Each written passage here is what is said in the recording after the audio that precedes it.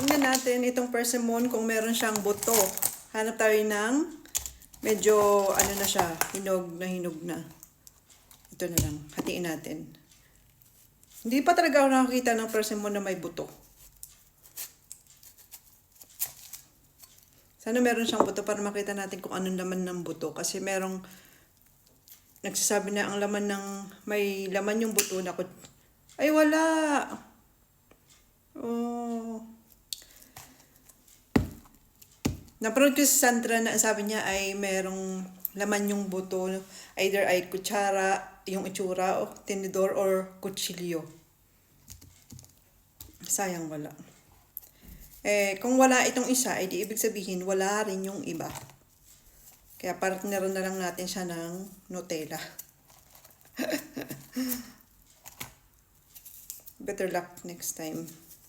Kasi lahat ng nakalagay ng supermarket, Kaki Sharon, persimmon. Yun yung pangalan. Ito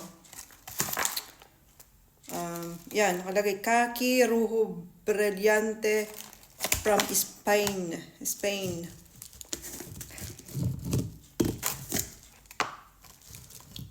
Okay. Ating Nutella, meron siya sa basket.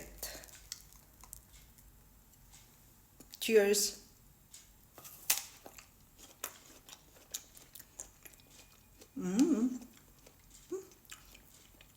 Rap.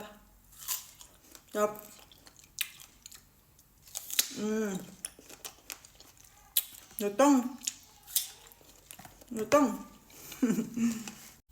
Tingnan natin kung merong buto sa loob itong persimmon o kaki. Kasi napanood ko sa video ni Sandra in Italy na kapag merong buto sa loob ay merong makikita na either kutsara, tinidor, or kutsilyo. Ay, wala. Wala siyang buto. Kasi yung iba merong buto eh. Ito wala. Pero tikman natin kasi ang sarap na nito kasi hinog na. Ayan o. Parang kamahatis na yung ano niya, tsura niya.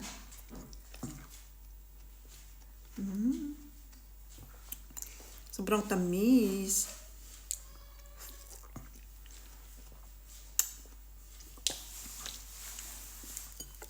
Meron ng added dito siya. Sobrang katamis sa sobrang hinog na niya.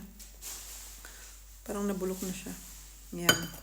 Hanap tayo minsan nung maliliit kasi yun na klase ng persimmon.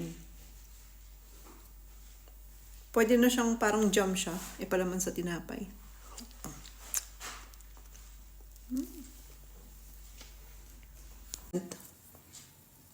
Kapag hindi na live, normal na yung price niya.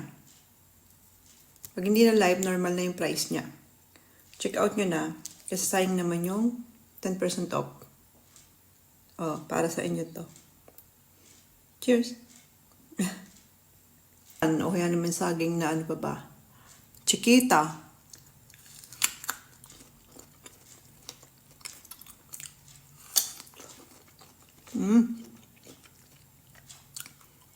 Alas 10 ng umaga.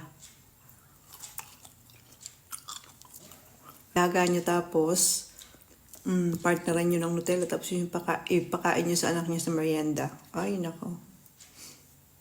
Diba? Pang merienda. O kaya naman sa almusal naman, toasted bread.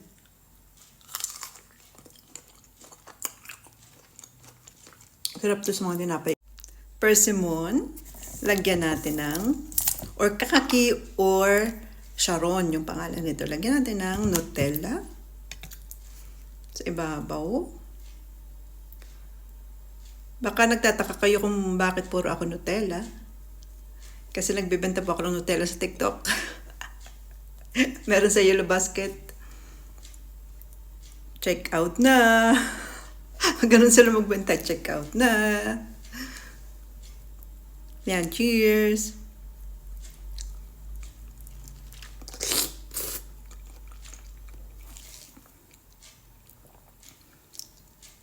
Sarap. Ang tamis nitong persimmon.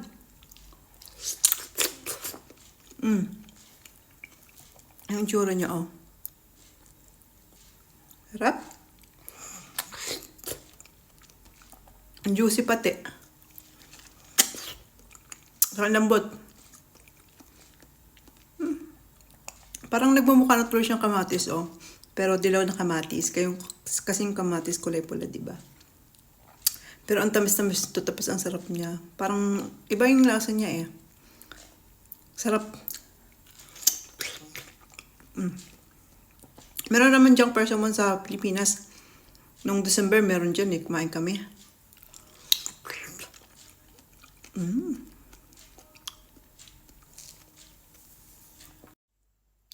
Persimmon, lemon.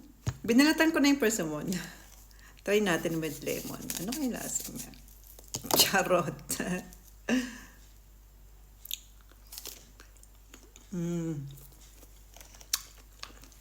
Ang tamis palagi ng persimmon na nakukuha ko. Kapag hilaw kasi medyo ano siya, syempre malutong, tapos medyo mapakla ng konti. Konti lang naman kapag hilaw pa siya. Ayan, nalagyan natin ng lemon.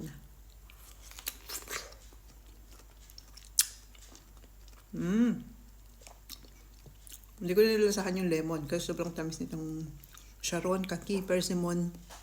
Anong tawag nito sa lugar ninyo? Ang sarap.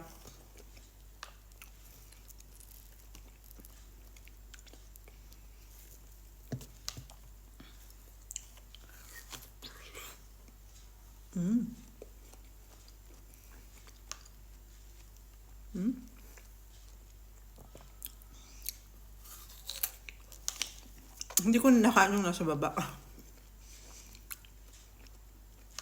At yung nasa top niya, malambot ito. Kasi habang bababa siya, dito, tumitigas siya. Yung nasa ibabaw, yung malambot. Saka pinakamatamis.